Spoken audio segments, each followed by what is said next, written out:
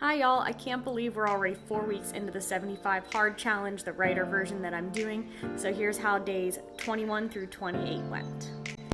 Alright, day 21 of 75 hard.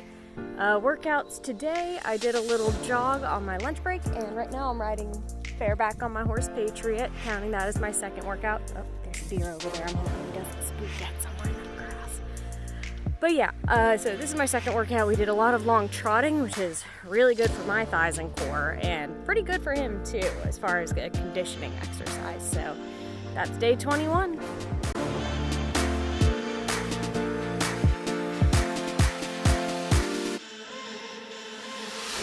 Hey guys, day 22, woo!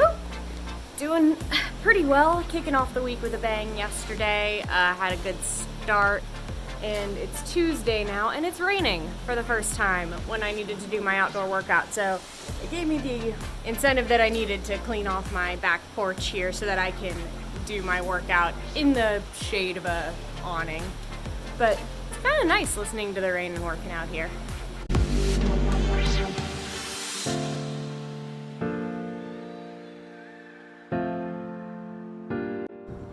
Alright, day 25 of the 75 hard challenge. Still focusing on fitness in these videos more than anything.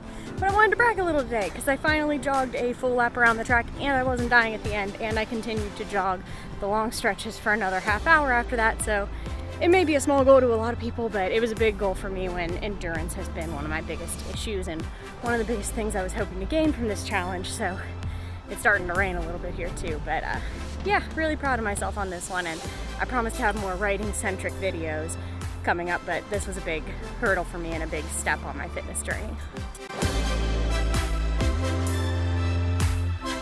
Hey y'all, it's day 26 of the 75 hard challenge, the writer's version that I've been doing, and I'm really going to talk about writing today and my book and get into a little more detail because I hit a snag that I totally made for myself. But if you guys have any feedback, drop it in the comments. So here's what I'm faced with. I'll give you just a little background on my book. It's set on the island of Valadar in this sea empire, basically. And I have 3 sisters who are what are called witchlings in this, meaning that they have a power gifted to them by the gods. And on top of that, they each have a carver's object, a very special magical object. So here's my problem. 2 of my sisters are natural witchlings. 1 has no God-given talent. But my one sister's is heightened senses, and I really wanted that to be a big part of the book because it's going to show that even though she puts off this harder exterior, she is the most sensitive of the 3 sisters. She's the only one with a family with kids and a husband, and so the heightened senses just really speak well to her character and help reveal a side of her that she's often trying to hide to be the rock of her family, this solid person. But so I did do a 3-act structure for my book. Acts 1 and 2 have that ability within her, and I do highlight it in certain chapters. You know, she's at a festival and she has to constantly cover her ears because it's just so loud that she can't handle it until her husband gives her like a headband to cover her ears with.